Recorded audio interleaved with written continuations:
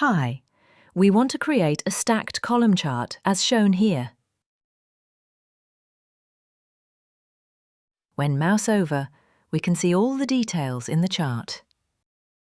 OK, we delete the chart first. Here we do have all the basic data to do the stacked column chart. First, select all the cells with the required data. We excluded the total column as later it will shown in the chart. Now, go to Insert Chart. Google Sheets will automatically create a recommended chart based on the data given. If not, you are able to choose manually the chart type.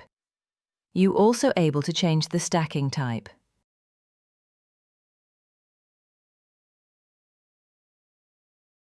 Next, go to Customize Series. Tick Data Labels and Total Data Labels. Now it will display the value of the data. Google Sheets also automatically create a title for the chart. You can double-click and change the title. You are able to customize the chart in Customize section.